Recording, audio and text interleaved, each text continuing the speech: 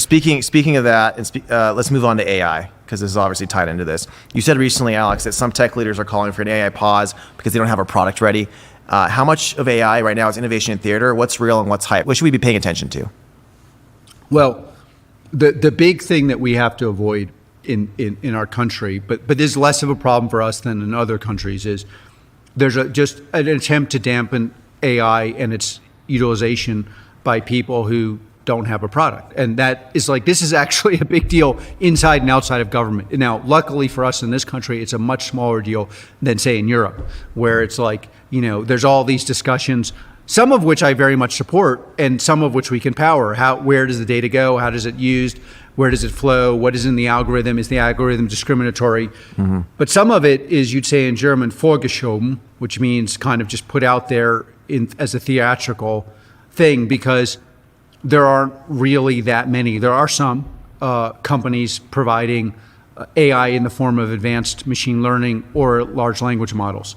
We have a slight bias here at Palantir. We build a software that will allow you to process large language models, rebuild the output of large language models, turn it into what we call an agent, which is a safe algorithm you can run across your enterprise, and we can interact back and forth with large language models or other forms of AI, so that the algorithm of large model understands your enterprise, but you don't outsource the knowledge of your enterprise to the large language model. So I believe that will be the future, and that these things, implemented correctly, large language models and AI are a crazy advantage over people who don't.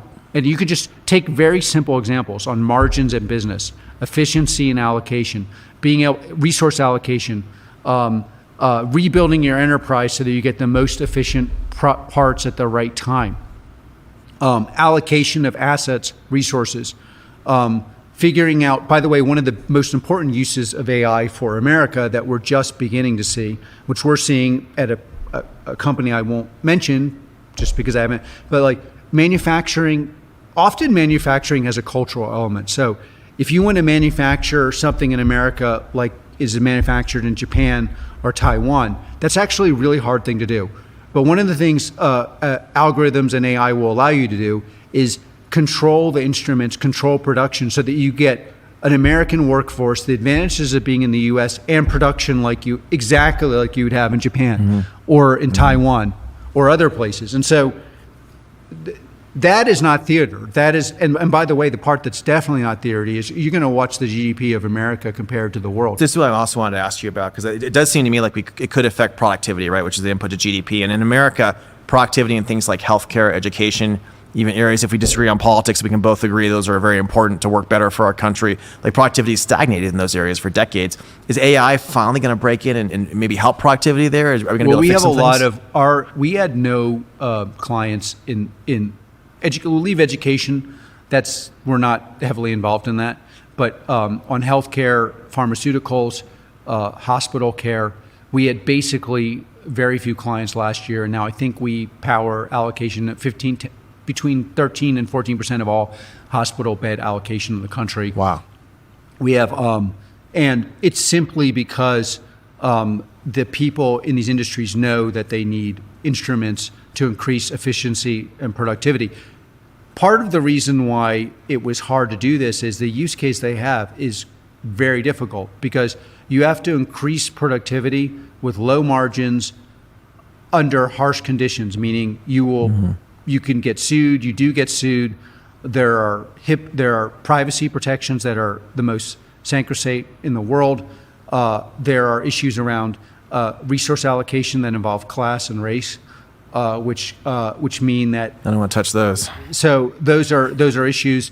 Those are issues that where you need to be able to track what goes into the algorithm, how the algorithm is used, and how that algorithm then leads back to efficiency without getting into hot water, either morally, institutionally, or legally. Palantir is ideal for that. Yeah. And so, but again, it's precisely because one of the amazing things in business is no one believes that that Palantir's deep understanding of the technical issues that involve data protection, civil liberties, are things that generated our product. Yes, but if you're dealing with this use case, there's only one engine you can use because we've spent 20 years thinking and building products for this. And interestingly, it's the kind of things you use to identify adversaries with software also presuppose a data protection, civil liberties bias. It's not just find enemy, it's find enemy. Is this the stupid general we want to keep alive, or is this the general that's smart? Okay, speaking of that, we got to talk about Ukraine then. Speaking of stupid generals to keep alive, that's great.